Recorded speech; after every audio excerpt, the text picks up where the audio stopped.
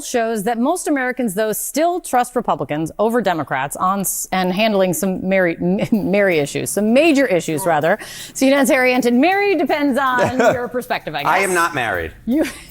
I said marry as in happy. Anyway, let's talk about this. What are you seeing? Yeah, what are we seeing? Donald Trump being underwater, Democrats saying, oh, this guarantees us we're going to fly high in the midterms. Let me tell you, this guarantees you nothing, because at this particular point, the Democrats are the New Orleans Saints of political parties. What are we talking about? Trust the Dems or GOP more on the economy? Who leads on the economy? Republicans by 7. Immigration, Republicans by 13. How about crime? A big issue for Donald Trump and the Republicans. Look at that. Lead by 22 points. So the bottom line is this. At this particular point, the ball may be on the ground, but the Democrats have not picked up the ball and running with it. If anything, at this particular point, it's the Republicans who are running with the ball on the top issues, the economy, immigration, and crime. Give some context on this. Compare this when Republicans last took the House. Yeah, let's compare it back to 2022. I think this kind of gives away the game right here. Okay, the GOP is more trusted than the Dems on the economy. It was 12 points in 2022. Slight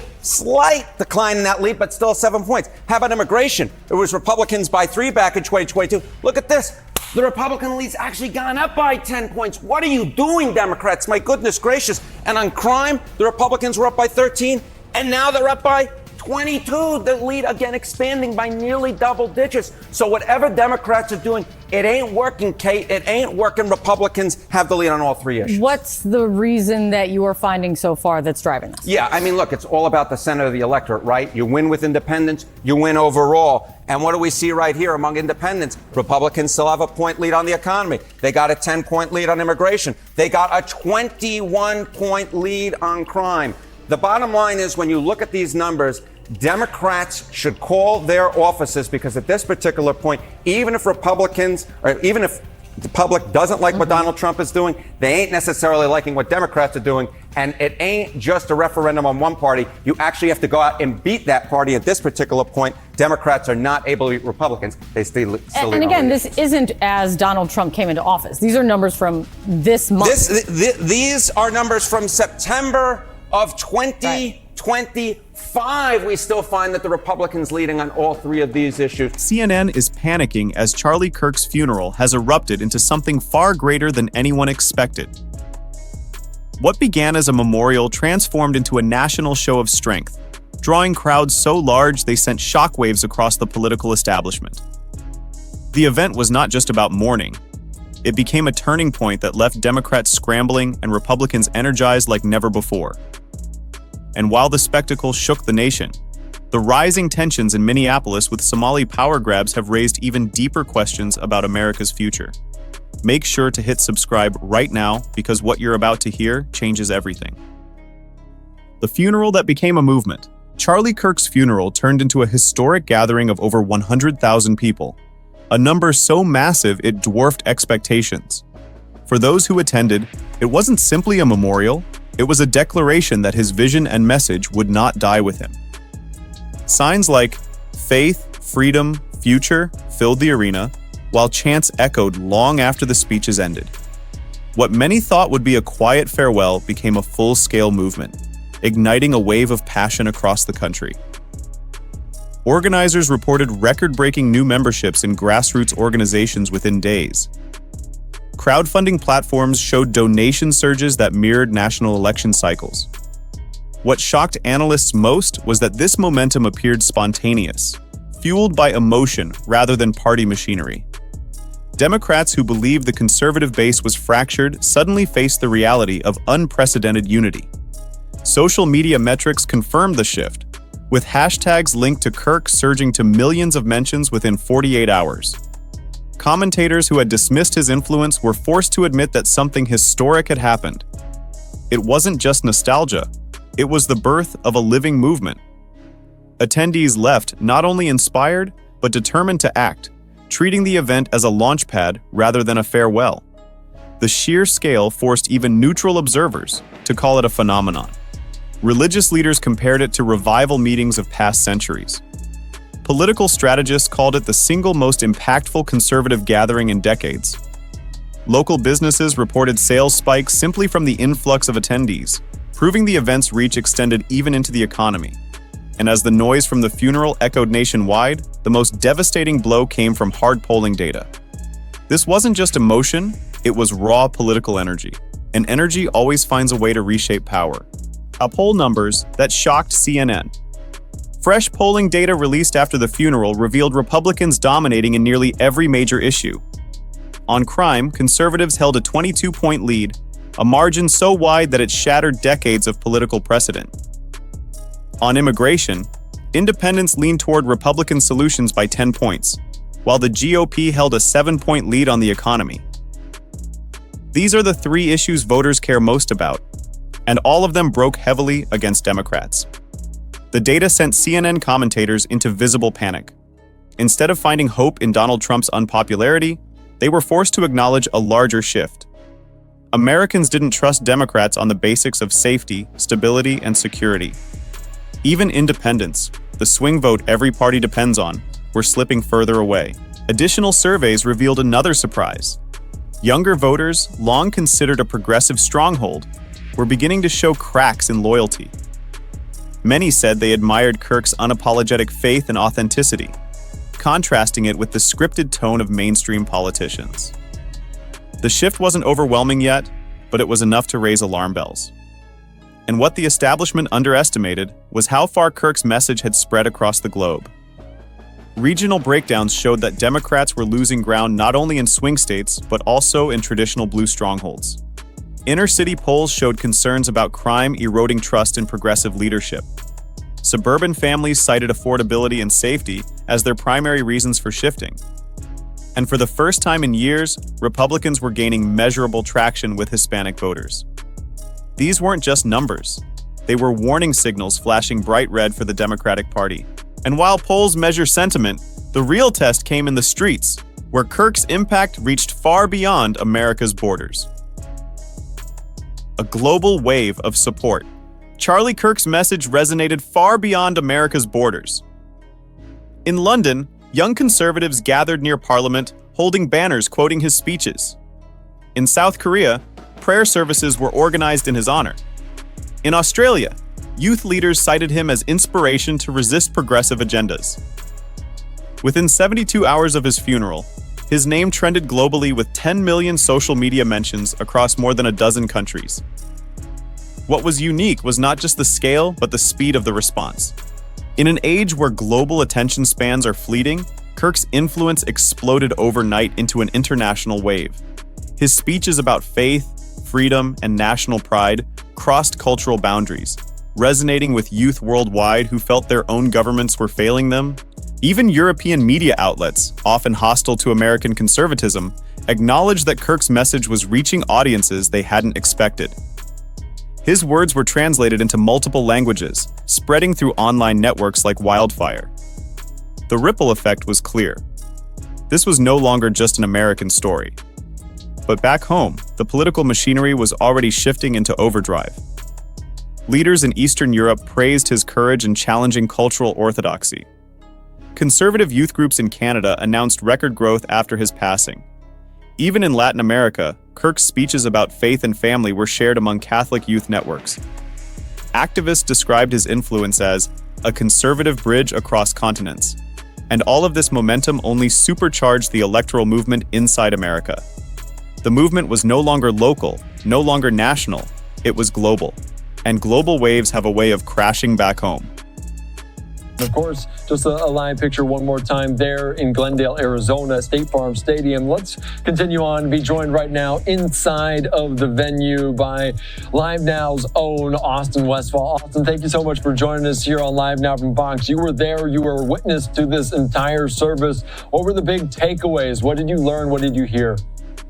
I saw everything that you guys saw on the stream, but the feeling in this room, Andy, this was an incredibly emotional event.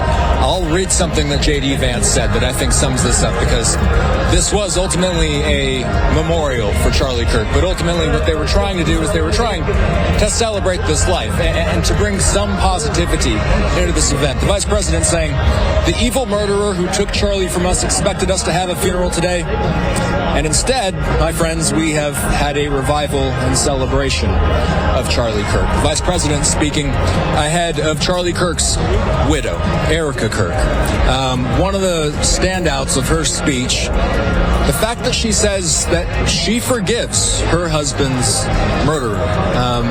The room was completely silent. It was looking around here, lots of people wiping tears from their eyes. Ultimately, Erica coming out here. Erica, by the way, is, as she mentioned during her speech, she is now taking over the reins as the CEO of Turning Point. Erica said that she looked at her husband's body after he was murdered. This was something we hadn't heard before.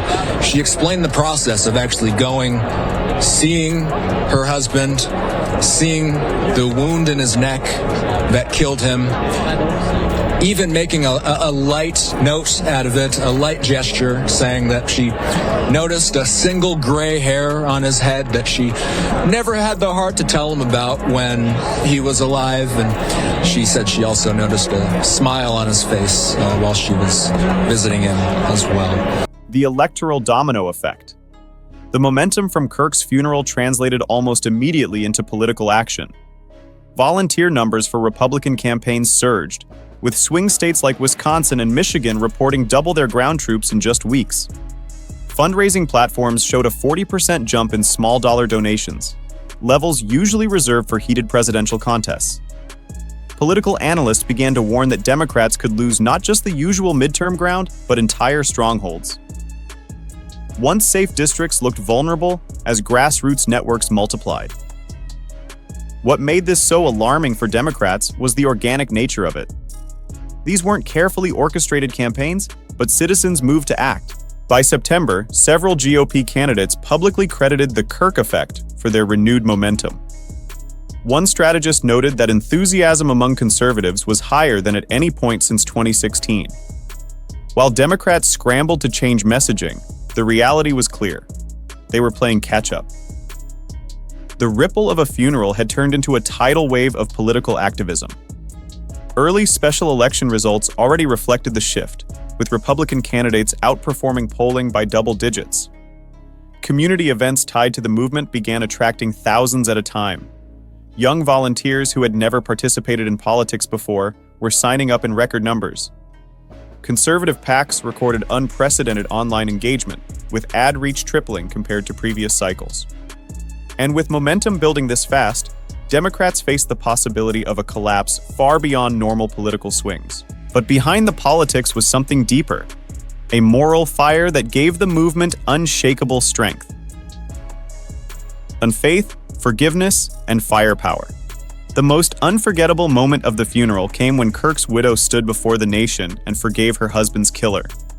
Silence swept the arena, broken only by tears. For millions, it was more than forgiveness. It was faith displayed in its purest form.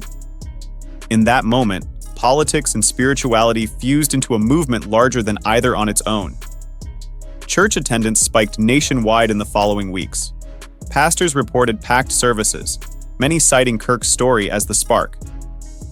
For conservatives, this wasn't just about elections anymore. It was about higher purpose. His widow's act of grace inspired even skeptics, proving that the movement wasn't built only on anger, but also on conviction. This blending of morality and politics gave the movement a resilience critics hadn't expected. Commentators who once mocked faith voters were forced to confront a groundswell they couldn't dismiss. Forgiveness, rather than vengeance, became the fuel for activism.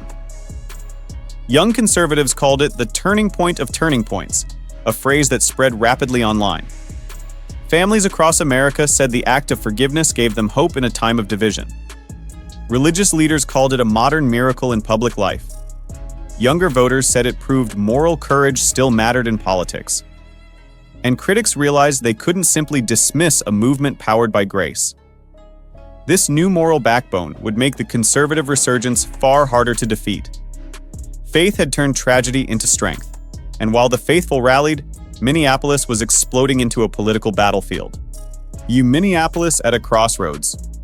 Minnesota's Somali American population has grown past 90,000 residents, creating one of the largest diaspora communities outside of Africa. In Minneapolis, Somali candidates have won multiple city council seats, reshaping the political balance. Supporters framed it as representation, but critics warned of a takeover that left longtime residents feeling ignored. Activists aligned with Ilhan Omar pushed policy agendas that clashed with older communities, fueling rising tensions. Petitions calling for federal review of these developments quickly gathered more than 250,000 signatures, reflecting widespread unease. What many saw wasn't integration, but domination, and it raised urgent questions about cultural assimilation, law, and national identity. Tensions spilled into heated town halls, where longtime residents confronted Somali leaders about priorities they felt excluded them. Reports of intimidation and political gatekeeping only added to the unrest. Minneapolis was no longer just a city issue. It was becoming a national flashpoint. Commentators began asking whether federal intervention would become inevitable. Neighborhood demographics were shifting rapidly, leaving many longtime families feeling displaced. Schools reported cultural clashes that complicated education policies. Small business owners voiced fears about unfair favoritism in city contracts. National commentators began calling Minneapolis a testing ground for multicultural politics. And if left unchecked, critics warned, this could become the blueprint for cities nationwide. Minneapolis was no longer a warning. It was a mirror reflecting the future America could face if trends continue. Media panic and narrative control. As this wave gained strength, media outlets scrambled to frame the story. CNN and others downplayed the funeral as a political rally, refusing to acknowledge its spiritual and cultural significance. Opinion columns mocked the outpouring of support as manufactured, despite overwhelming evidence of authenticity. But this attempt at narrative control only fueled more distrust of mainstream outlets. Polls consistently show that trust in corporate media is near record lows. Over 60% of Americans now say they don't believe mainstream outlets report the truth fairly. That skepticism only intensified as viewers compared live footage of massive crowds with dismissive headlines. Instead of dampening enthusiasm, biased coverage amplified it. For many conservatives, this became proof of what they had argued for years: that media doesn't just report events, it manipulates them. Kirk's funeral became a case study in the gap between reality and reporting. And the more the media spun, the more credibility they lost. Which brings us directly to the next battlefield: big tech. When the media lost control of the narrative, people turned to the internet. And that's where the flood became unstoppable. Big tech, social media, and the movement. Social media played a decisive role in amplifying Kirk's legacy. Hashtags honoring him reached millions within hours, despite visible attempts by platforms to throttle their reach. Influencers reported that their engagement was mysteriously capped, while posts critical of the event seemed boosted. Still, the content spread like wildfire, impossible to contain. This highlighted a new truth. Grassroots digital energy could overwhelm even the most aggressive censorship attempts. Users began migrating to alternative platforms, boosting their traffic by double and triple in just weeks. Independent creators filled the gaps left by mainstream media, offering raw coverage that went viral. The numbers were staggering.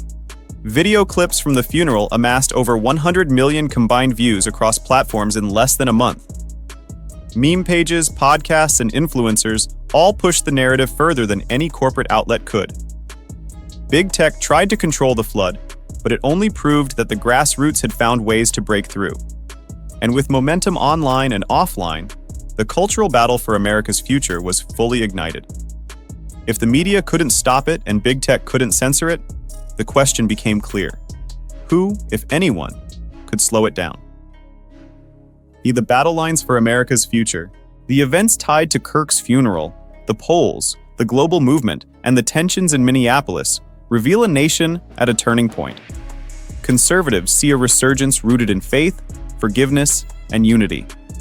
Progressives rely on demographic momentum and activist power. The clash isn't simply about policies, it's about what America will become. Analysts warn this battle could define the next decade of politics. Will America rally behind traditional values and national identity, or fragment under competing cultural blocs? For conservatives, Kirk's story has become a rallying cry, proving that even tragedy can fuel transformation. For progressives, Minneapolis stands as both a victory and a test of how far they can push without backlash. Commentators agree. These forces are accelerating faster than expected. The next elections may not just be contests for power, but for the nation's cultural core. And as America approaches that decision point, one thing is certain. The story of Kirk's funeral was not an ending, but a beginning. It was the spark that revealed how fragile and how powerful America's identity truly is. Some say the United States hasn't faced such a cultural fork in the road since the Civil Rights era. Others argue it's more comparable to the turmoil of the 1860s. Either way, the stakes are enormous, and history is already being written in real time. The choice is no longer between left and right, but between preservation and collapse. And the movement that began at Kirk's funeral may be remembered as the catalyst for America's defining battle. One event, one man's legacy, and one nation now stand at the crossroads of history, and the direction chosen will define generations. xildhibaan ilhaan cumar oo magaca Soomaaliya qalin dahab ah ku qortay qadiyadda ilhaan ma aha qadiyad ilhaan ma aha qadiyad Minnesota ma aha qadiyad reer Mareykan qadiyadda ilhaan waa qadiyad Soomaaliyeed guusha ilhaan waa guusha Soomaaliyeed waxayna noo xambaarsan tahay macno weyn. This moment isn't just history unfolding, it's the battle for what comes next. The choices made now will shape the future of the nation for generations. Your awareness and voice matter more than ever before, because silence only benefits those in power. Don't miss the updates and the truth others refuse to tell. Subscribe, share, and stay connected. Together, we'll make sure this movement doesn't fade, but grows stronger every single day. And remember this: every great shift in history began with ordinary people refusing to stay silent. That responsibility now rests with us. Stay vigilant, stay strong, and stay prepared, because the fight for America's future is already here. And when the time comes, it will be clear who stood for the nation's survival and who stood aside.